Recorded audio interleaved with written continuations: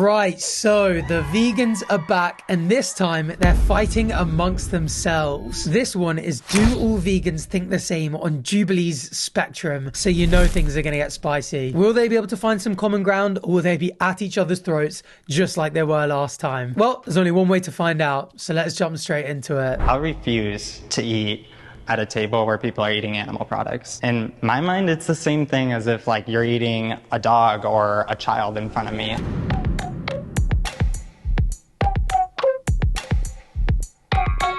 Okay, we invited 5 vegans to see the range of their beliefs and values.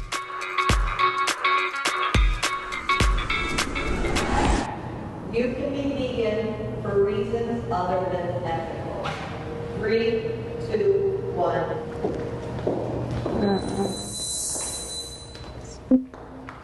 Oh, Instagram poll audience prediction. That's interesting. I do always wonder when I'm doing these videos what the general public would think. Obviously, we've just got a very specific niche set of people here. So to have a bit of broad representation is interesting. And I think I'd agree that it's agree. I think in the last video, a lot of people were arguing about the definition of what exactly a vegan is. So I was like, this time, let's get on Cambridge Dictionary, one of the best dictionaries in the world, in my opinion, and nail down the definition so we can all agree that this is what we're talking about. So a vegan, a person who does not eat or use any animal products such as meat, fish, eggs, cheese, or leather. And the use is a big thing because some people are saying if you have a vegan diet, but you still use leather, for example, you're not vegan. Under this definition that we're going to be using today, that is correct. And so for this one, you can be vegan for reasons other than ethical. It's got to be strongly agree. If you're not eating or using any animal products, it doesn't matter at all why. You would fit that definition. I mean, I'm sure the majority of the time it is an ethical consideration, but you could just prefer the flavor and look of non-animal products. You could think that they're cheaper to consume, or you could just do it because you like the attention. I could literally live a vegan lifestyle from now for no other reason other than to just prove the point I'm making now. And I would be vegan for reasons other than ethical. But maybe these vegans have a different idea of what it means to be vegan, so let's find out why they stood where they stood. I guess it's just like in the definition, veganism is a way of living which seeks to exclude as far as practicable and possible all forms of animal exploitation and cruelty to animals for any reason, clothing, food. It's about animals being ethical for them. Okay, first of all, I absolutely rate him coming with a definition. I feel like if you're having a debate about anything where there might be some misunderstandings about the word, starting off by agreeing on the word you're using is super important. But I don't think he's applied his own definition. You can have a way of living that seeks to exclude as far as possible practical all forms of exploitation of and cruelty to animals for food, clothing, or any other purpose. No part of this definition requires you to have ethics as the foundation for your reason for living this way of life. I mean, just for example, you can have a way of living that seeks to exclude all forms of exploitation of and cruelty to animals because you think that they smell really bad, and that's got nothing to do with ethics, but you would still be considered a vegan under this definition. So I rate that he's turned up with the definition, but he's just not applied it. I didn't become vegan with any sort of ethical reasoning in mind. I just was very sick all the time, and I just had an inclination that if I stopped eating animal byproducts that I would feel better, and I did. And all the ethical reasons came as a result of me looking at my health and seeing that change. I definitely have stayed vegan because of ethical reasons, but I became vegan for my health. Yeah, see,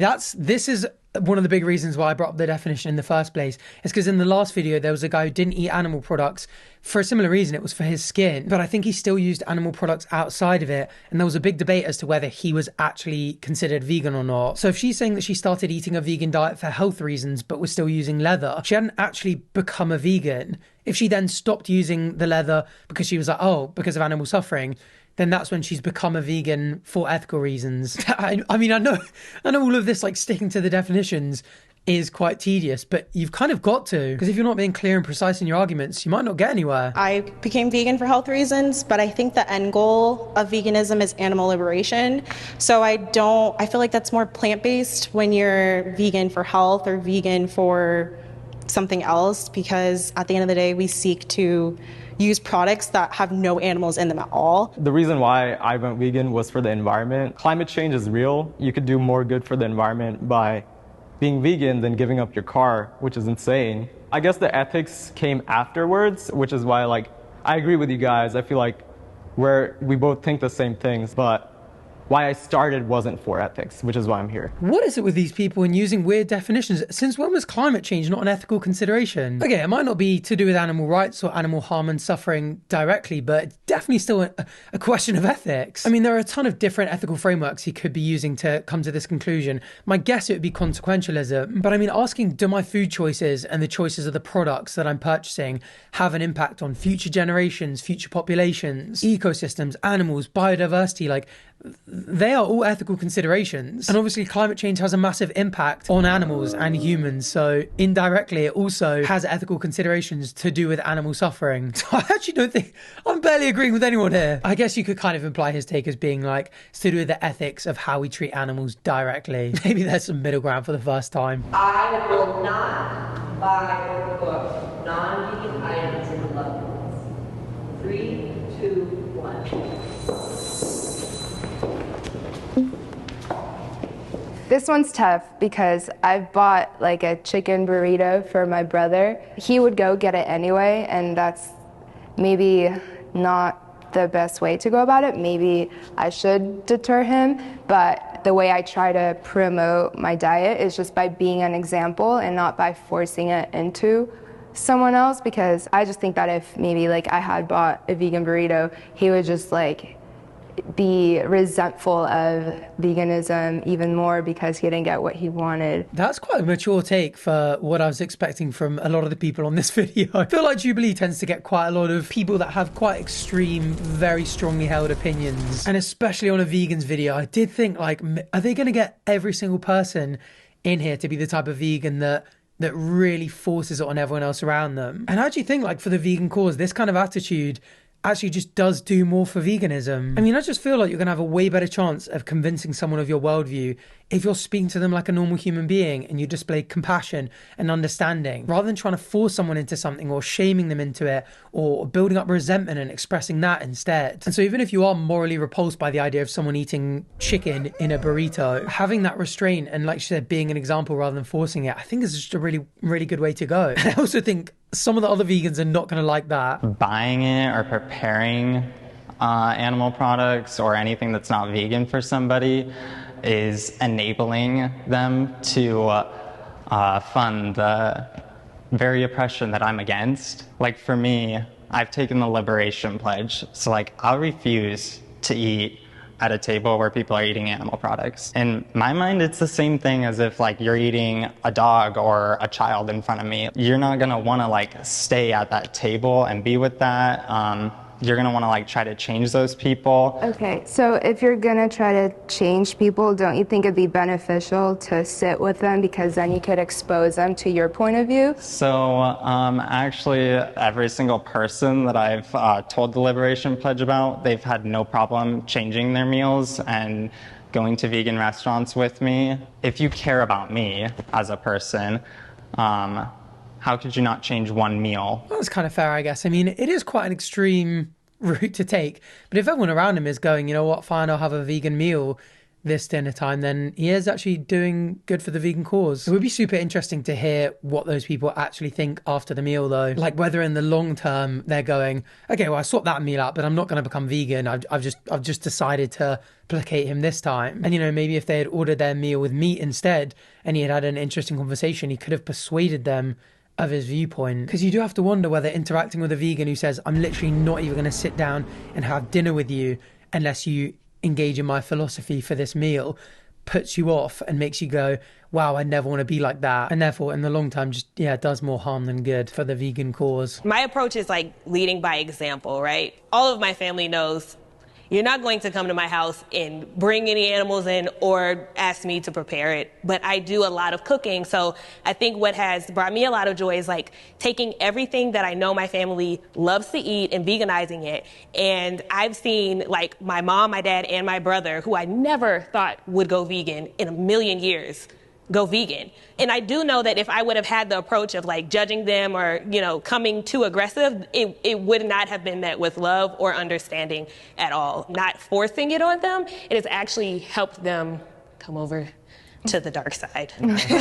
Yeah, that's cool to instantly have an example of that. You are still vegan if you allow yourself an exception occasionally.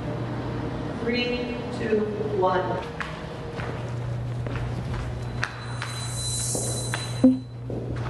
Interesting. I mean, if we're sticking to our definition, a person who doesn't eat or use any animal products, it would exempt you from being a vegan under this definition. And I mean, I would agree with that. Like if someone said to me, I live a vegan lifestyle for 6 days of the week and then on Sunday have a full roast with pigs in blankets, I'd be like, oh, you're not a vegan then, are you? But that is a much more objective test than this. So this veganism definition, the Donald Watson one that Richard brought up in the start of the video, has a much more subjective test. Because let's say, for example, you had lived a vegan lifestyle your entire life and then randomly you found yourself on a desert island with nothing to eat other than seagulls. I don't think eating that seagull means you're not vegan, because I don't think it's practicable for you to not eat the seagulls, because you need to survive. I actually think that's why I prefer this definition, because I think when I think about veganism, I definitely see it as a sort of philosophy, like it's a life philosophy, it's a way of living. And I don't think using animal products where it would be impossible not to, or very impractical not to, does eliminate the fact that that is your life philosophy. But I guess this question is whether you allow yourself an exception.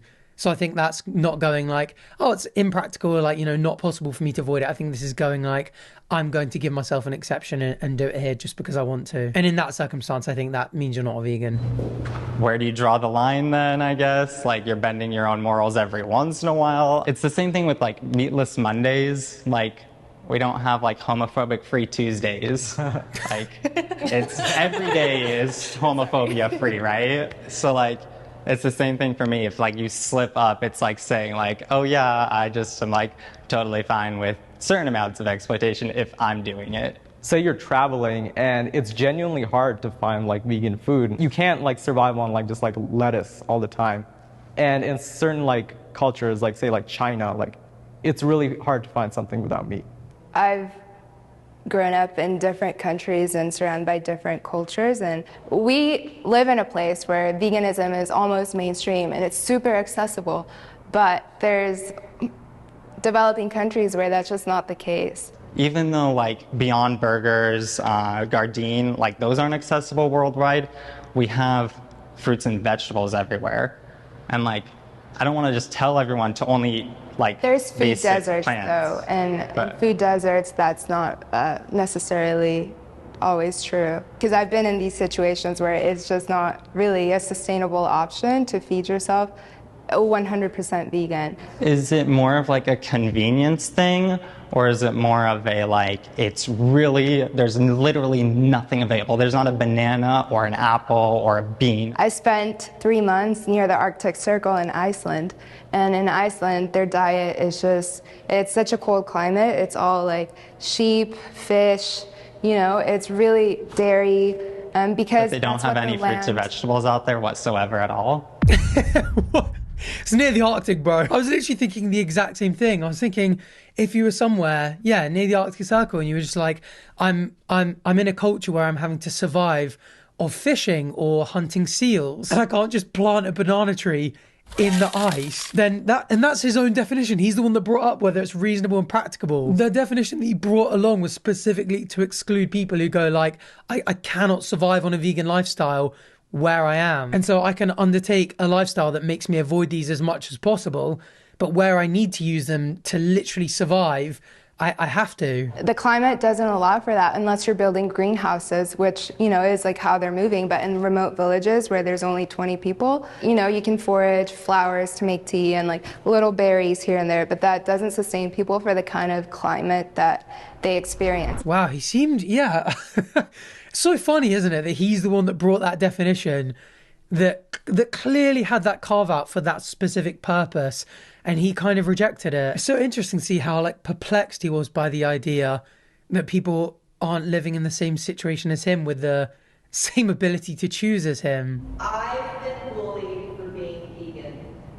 3, 2, 1. By the way, for everyone watching this right now, whether you're a vegan or not, I just wanted to let you know, if you care at all about animal flourishing and animal suffering, I'm suffering a little bit right now. Every now and then, I'll see a comment in the comment section saying things like, oh, I always thought I was subscribed, but I just realized I'm not. Or I thought I was subscribed, and I'm pretty sure I pressed it. I think YouTube's unsubscribed me. Or just being like, hey, I'm enjoying your videos. I actually have no idea why I'm not subscribed yet. And so if that relates to you at all, I just wanted to let you know that it would bring me immense joy if you'd scroll down below and hit that subscribe button. It's free, it only takes a second, and I really would appreciate it. And of course, it means that the next time I do a video like this one, you can catch it as soon as it's out. So yeah, thank you to everyone who is subscribed already or is just subscribing now. I appreciate you. And I appreciate everyone just for coming along and watching along with me. I hope you're enjoying it. Now let's get back to the video.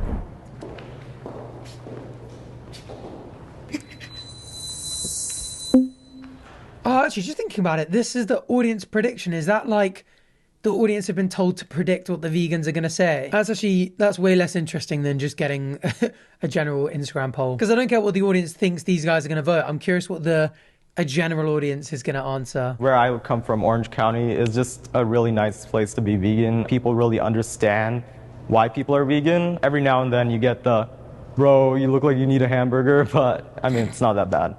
I became vegan in 2006, and I didn't know anybody else who didn't eat meat or was vegan. Like, I got left out of like a lot of dinner plans and stuff like that with family and friends. They didn't want to pick somewhere that I could also eat at. They wanted to stay with what they wanted to eat. I don't think that I feel bullied for being vegan now, but when I first became vegan, I definitely did. I can't imagine it's pretty tough. Like, if all your friends and family don't live that lifestyle, and being the only one must be pretty tough. Good thing she converted her whole entire family. I get people who try to take like my blackness away. They'll say, you're not black if you're vegan. How can you be black and vegan? And it really does mess with your head. I'll get a lot of social media bullying to the point where sometimes it does affect my mental health just because I try to be a good person, but just someone finds out you're vegan and it's like the world hates you. And I think it's really easy to bully people online. Wow, that's so interesting. I've never heard veganism tied to race before. Interesting. Learn something new every day. I'm sorry she went through all that though. Oh, that's the end of the segment. I'm quite surprised Richard didn't say anything. Although I do get the feeling that he'd more likely be the person bullying someone for not being vegan. If you wear leather, you are not a vegan. 3, 2, 1.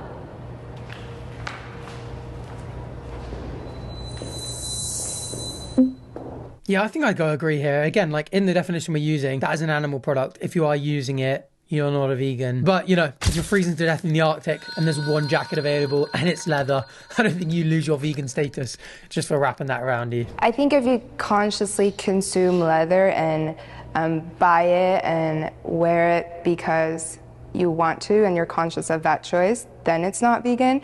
But the way our society is structured, there's so many accidental cases in which you could be owning or wearing a vegan thing. Like, you ride a bike, a lot of bike seats are leather, and it's hard to always know exactly what you're purchasing. I think that's such a good point. I think, like, yeah, that's the problem with the Cambridge definition, is that there's no exceptions whatsoever. So if you consume or use any animal products, even completely unknowingly and unwillingly, you're not a vegan under that definition. Like, if someone gives you a sweet, says that it's vegan, and then it turns out it's not, you've consumed an animal product, but like, you didn't know. You've taken reasonable steps to avoid eating animal products, but it didn't work that time. To me, it's like just not fair to the animals for us to like abuse our own ignorance and not actually take the time to research. He's just assuming that everyone's gonna have the time to do that for every little thing they do. I think Richard is just a classic case of that type of vegan that gives vegans a bad rep. This kind of like, I'm better than you, shame on you for using any animal products, even if you have no other choice. Just the whole thing just feels like very entitled and privileged and ignorant. And he's just the same type of character as Erin in the last video. It doesn't matter if you meet all these people and you go, oh, 4 or 5 of them are nice. You just need one to be like, damn, he was really insufferable. I never want to be like that. I'm never going to become a vegan, you know? And I think he does more harm for the vegan cause than good. And as well, like, speaking about ignorance and people not taking the time to research, and he's there like asking why people can't get a banana in the Arctic Circle. It's just actually just such a cliche meme, isn't it? I can't believe people like this actually exist. I think people do have excuses, especially in like poorer neighborhoods. They're working so much, they don't have the time to consciously go out and research about veganism. I think that's more of an issue that comes when you have more income and more choice. And I just want to say, yeah, by the way, this is fake leather. This is fake leather. Don't tear them apart in the comments. Yeah, please, guys. I think it's really important, though, that we like have a very clear message of what veganism is, because when we start to make excuses, then people who aren't vegan and are just learning about it they have a confused message of what it is. So interesting. He's still going at this like very hard and fast rule and definition. And the definition he provided wasn't hard and fast. Like there is subjective leeway to make it reasonable. And he's just completely denying the existence of all these people that have different information than him and different access to him and different privileges to him. That's just so odd. You are a better person if you were vegan. 3, 2, 1. Shock. Richard going to the strongly agree. And you know what's ironic? I think him being a vegan has made him a worse person. I wonder if all these people have gone to the other side of the room because they're like, I've literally just stood in a room all day with this Richard guy. He is a vegan, but he is not a better person. Again, as well, though, not a fan of the wording of the question. You're a better person if you're vegan. Is that if you're a vegan, you're better than everyone else who's not a vegan? In which case, obviously not. You could just be like a serial killer who's vegan. That doesn't make you a better person than the average person. Or is it saying if all other things are equal, like every other aspect of your personality is the exact same, you just make vegan choices? Because then arguably, you know, you are contributing to less harm in the world. Arguably true. Let's see what they argue. So I wouldn't say like I'm a better person than other people in general. Good. I would agree. But me as an individual, I am a better person than I ever was before. Wow, dark times in the past. And I guarantee that anyone who goes vegan will be a better version of themselves. I think I'm a better person because I'm vegan, but I know vegans who are racist and homophobic, and to me, they aren't good people, you know? I think they make good choices when it comes to what they consume. I think she's very reasonable, actually. I like the way she speaks. Shout out, Nikki. I think to be vegan, which is why I was in somewhat disagree, because I feel like if you're racist and you're homophobic or you're an oppressor, I'd feel like that's very anti-vegan. Just in my personal opinion, I feel like vegan is an anti-discrimination, anti-oppression movement. It's really hard to be racist and be vegan. I would not consider you vegan if you're homophobic or racist or something like that, because we are animals. How can you be discriminating against humans in that form? So that's why I'm here, someone who's truly vegan, who is of those values. In my personal opinion, I don't feel like they're better, but I feel like they are a good person. That's so interesting. That's a bit similar to the end of the last video where it's like, you know, along that line, obviously that's way worse than bullying someone for being not vegan. But if you're saying no animal suffering whatsoever, and then you're going off and making someone's life actively worse because you're a vegan and you're shaming someone or making them feel bad for it or telling them, you know, that they can't have dinner with you, although that might be a blessing in disguise, then that is engaging in practices that result in animal harm. But I would have to say, I disagree. I don't think someone that's engaging in discrimination with humans is eating or using animal products. But then actually I do say I kind of preferring this definition, and that is cruelty to animals. Humans are metazoa after all. I think if Richard has convinced me of anything, it's to change my definition of what a vegan is. I love learning from you guys. Yeah. I never really get that. Yeah, group hug. Hey, vegans unite! Damn, and that's it. It is just so interesting watching videos like this, isn't it? Like, the difference between people like Elizabeth and Nikki and the approach they take, and people like Richard in this video and Erin in the last one, it's night and day. And it's just such a strong influence on how people perceive vegans and veganism as a whole. And I genuinely think, like, if all vegans were like Elizabeth and Nikki, way more people right now would be vegans. I just think sadly too many people have had experiences with people like Richard and Erin for them to even consider it. But I'm curious what you guys think. As always, I'm an open-minded guy. I can be convinced of pretty much anything if your argument is strong enough. So leave them down in the comments down below. Hope you enjoyed this video. Make sure you're subscribed if you enjoyed this so you can catch whatever we look at next. And as always, thanks for watching. Bye.